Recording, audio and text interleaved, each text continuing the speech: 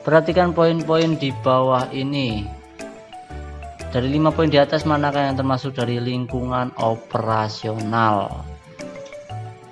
Tingkat ergonomi, kemudian tata letak lokasi kerja, dan temperatur.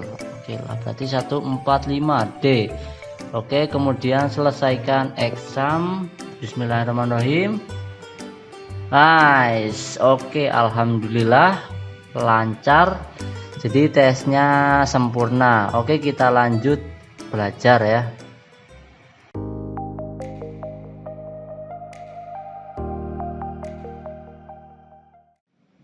Assalamualaikum warahmatullahi wabarakatuh. Selamat datang di channel Pejuang Karyawan lagi. Di video kali ini adalah video lanjutan tentang pelatihan prakerja menguasai sistem manajemen mutu ISO 9001 untuk berkarir di dunia industri. Nah, video part 9 ini tentang dukungan organisasi, kesadaran komunikasi, dan pengendalian informasi. Video ini durasinya 14 menit. Meneruskan video yang sebelumnya tentang penyediaan sumber daya dan kompetensi personel selama 8 menit. Nah, setelah menonton video yang ini, nanti kita akan langsung menjawab soal yang ada. Oke, langsung saja saya play videonya terlebih dahulu.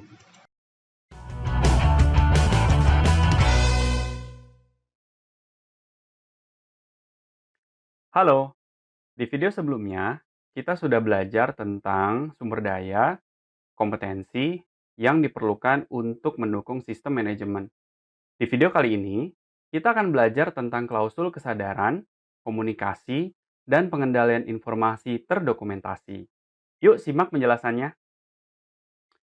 Jadi, di klausul 7.3 ini, kita akan mempelajari konsep kesadaran atau beberapa orang lain menyebutnya dengan klausul kepedulian. Mungkin di antara kamu ada yang bertanya, kenapa sih penting sekali untuk meningkatkan kesadaran atau kepedulian dalam sistem manajemen mutu? Jawabannya adalah karena peningkatan kualitas sistem manajemen mutu perlu adanya dukungan perubahan perilaku, bukan hanya perubahan tentang kinerja yang terukur, melainkan juga tentang perubahan budaya orang-orang yang ada di dalamnya.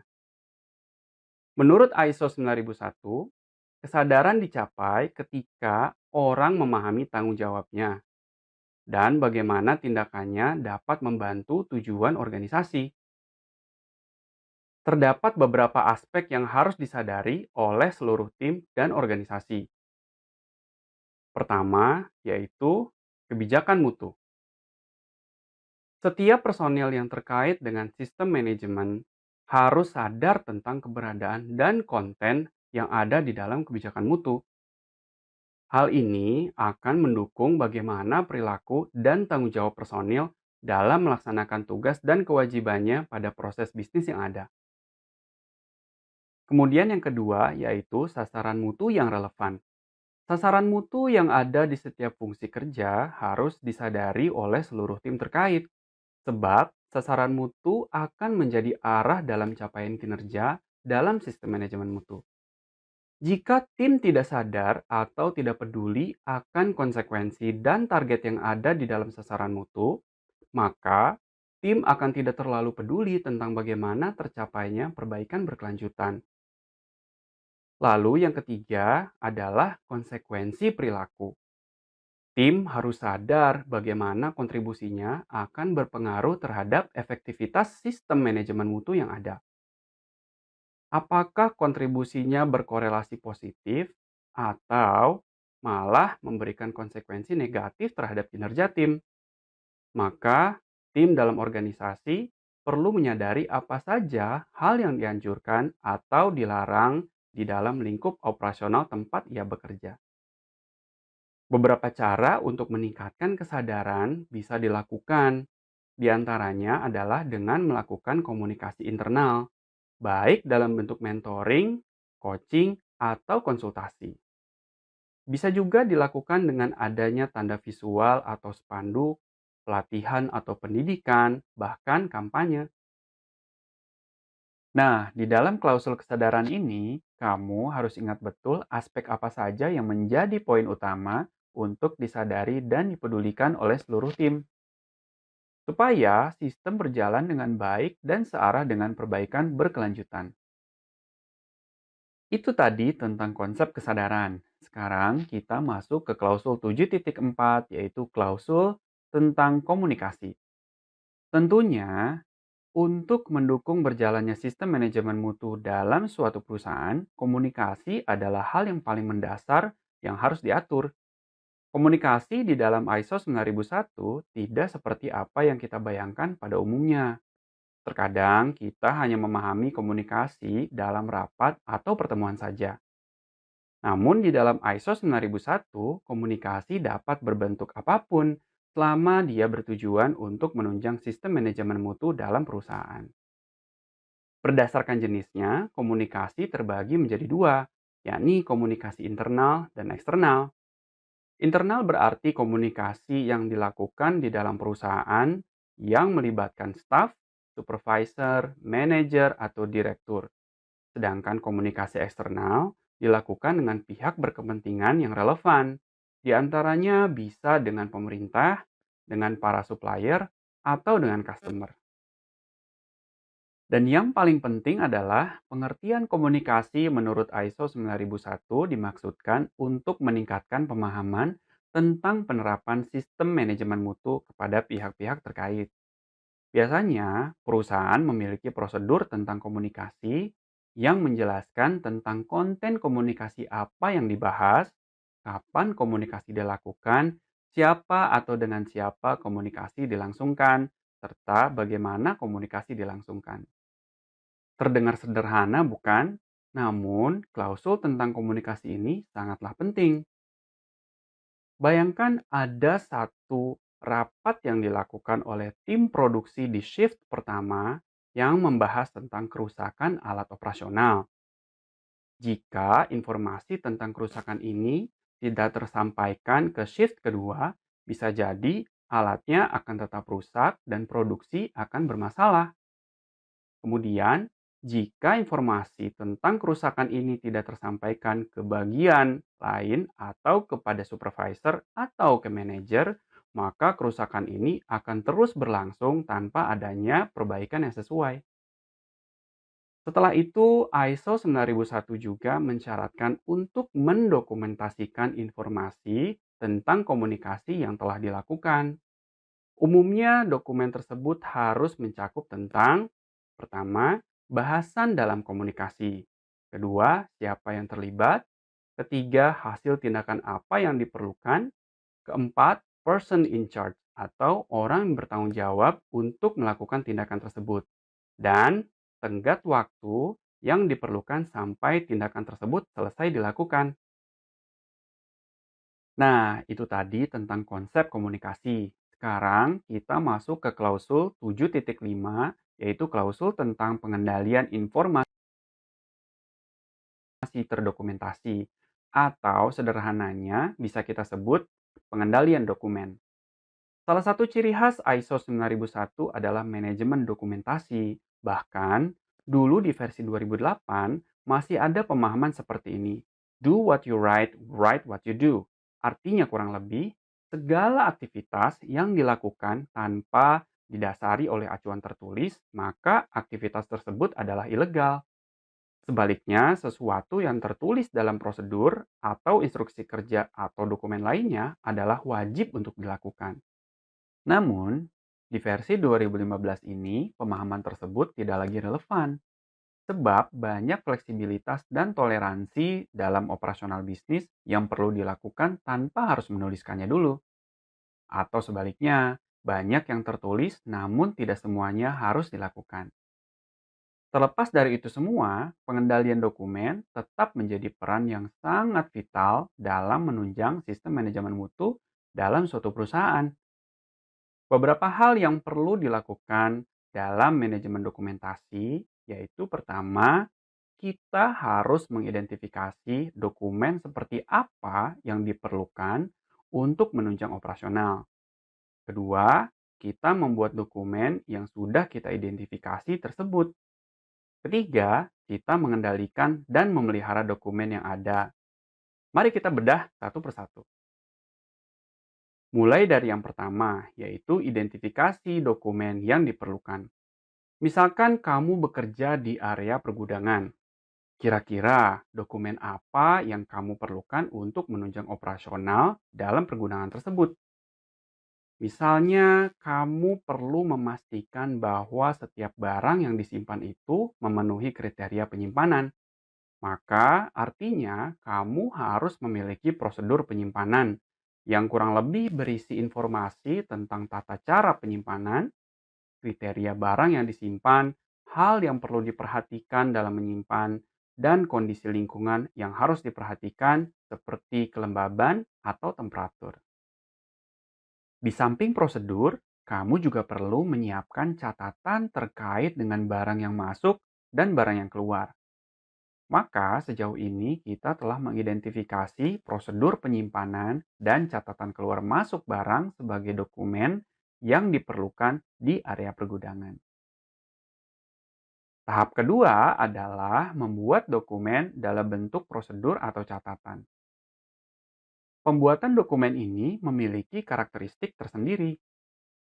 Jika dokumen tersebut berbentuk prosedur atau panduan yang berisi informasi terkait dengan hal yang harus diperhatikan dalam kondisi operasional, maka informasi yang ada haruslah sesuai dengan proses bisnis, mudah dimengerti, dan up to date atau mengikuti kondisi terkini yang ada di dalam perusahaan. Tidak jarang kita menemukan adanya prosedur yang ternyata sudah lama berisi informasi yang tidak lagi sesuai dengan kondisi terkini. Contohnya, mesin yang tertulis di dalam prosedur ternyata sudah tidak ada lagi atau diganti dengan mesin yang lain. Di sisi lain, jika dokumen tersebut berbentuk catatan dan bukan merupakan panduan operasional, hal yang harus diperhatikan adalah validitas dari informasi yang tertulis di dalam catatan tersebut. Catatan dapat berupa tabel, catatan tangan, rekaman, atau informasi lainnya yang menunjukkan bahwa suatu aktivitas telah dilakukan. Terlepas dari itu semua, setiap dokumen yang dibuat harus memuat hal-hal berikut ini. Pertama, identifikasi dan deskripsi. Misalnya judul, tanggal pembuatan dokumen, dan nomor atau kode dokumen. Kedua, format dokumentasi. Misalnya bahasa atau media yang digunakan, baik itu dapat berbentuk cetak ataupun digital. Yang ketiga, peninjauan atau persetujuan untuk kesesuaian dan kecukupan. Maksudnya, terkadang informasi tertentu butuh ditinjau dan disahkan oleh level manajemen tertentu sebelum digunakan. Tahapan terakhir adalah mengendalikan dan memelihara dokumen yang sudah dibuat. Aktivitas yang terkait dengan pengendalian diantaranya adalah memastikan dokumen tersebut tersedia dan cocok untuk digunakan di mana dan kapanpun diperlukan. Kemudian, menjaganya dari kehilangan, basah, atau rusak. Kemudian dalam aspek memelihara, kita juga harus memperhatikan tentang aspek pembaruan, revisi, atau versi dari dokumen yang ada. Kerap kali diperlukan adanya pembaruan dokumen karena perubahan operasional yang terjadi, sehingga dokumen tersebut harus memiliki informasi yang jelas tentang pembaruan yang telah dilakukan. Cukup banyak ya informasi atau aktivitas yang harus dilakukan untuk mendukung sistem manajemen mutu dalam suatu perusahaan. Tidak mudah loh untuk meningkatkan kesadaran mengatur seluruh komunikasi, terlebih mengendalikan dokumen yang ada. Untuk perusahaan besar, bahkan skala prosedur yang ada bisa mencapai ratusan. Oleh karena itu, memiliki kompetensi ISO 9001 tentunya dapat menjadi daya saing tersendiri. Nah, di video selanjutnya, kita akan diskusi tentang salah satu unsur yang paling penting di dalam ISO 9001, yakni tentang pengendalian operasi. Tetap semangat ya, sampai ketemu di video selanjutnya.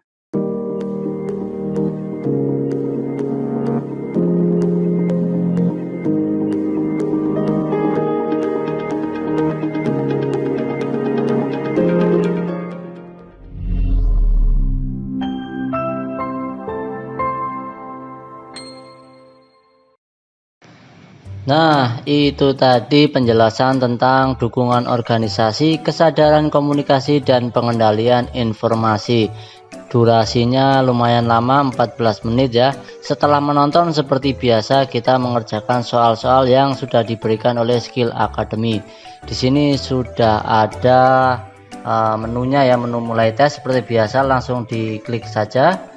Nah, untuk soal yang pertama adalah perhatikan poin-poin di bawah ini. Dari 5 poin di atas, manakah hal-hal yang harus diperhatikan organisasi tentang kompetensi personel? Oke, kita cek dulu. 1. Penentuan persyaratan kompetensi. Yang 4. Memastikan pemenuhan kompetensi. Yang kelima, penentuan kompetensi. Berarti E ya. 1, 4, dan 5. Bismillah. Kemudian yang kedua adalah jika dokumen berbentuk prosedur atau panduan yang berisi informasi tentang yang harus diperhatikan dalam kondisi operasional, maka informasi yang ada haruslah sesuai dengan proses bisnis. Oke, kita lanjut. Bismillah. Bagaimana cara meningkatkan kesadaran seluruh tim dalam organisasi? Melakukan mentoring dan coaching, kemudian kampanye, melakukan pelatihan atau pendidikan menggunakan tanda visual atau spanduk. Ya, semuanya benar ya. Bismillah. Komunikasi internal adalah komunikasi yang dilakukan dengan pihak kepentingan yang relevan, diantaranya dengan pemerintah, supplier, atau customer. Apakah pernyataan di atas merupakan pernyataan yang benar tentang komunikasi internal? Salah ya. Supplier itu eksternal, berarti B. Bismillah. Perhatikan poin-poin di bawah ini. Dari 5 poin di atas, manakah yang termasuk dari lingkungan operasional? Tingkat ergonomi, kemudian tata letak lokasi kerja, dan temperatur. Oke lah, berarti 1, 4, 5 D. Oke, kemudian selesaikan exam. Bismillahirrahmanirrahim. Nice. Oke, alhamdulillah lancar. Jadi tesnya sempurna. Oke, kita lanjut belajar ya. Nah, untuk video selanjutnya yaitu tentang operasional akan saya bahas di part 10 ya. Mungkin untuk part 9 ini saja. Kalian tinggal tunggu saja part 10-nya di channel Pejuang Karyawan.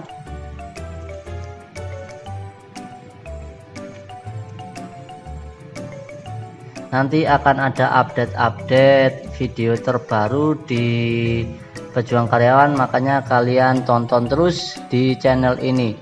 Oke, itu saja. Terima kasih. Wassalamualaikum warahmatullahi wabarakatuh.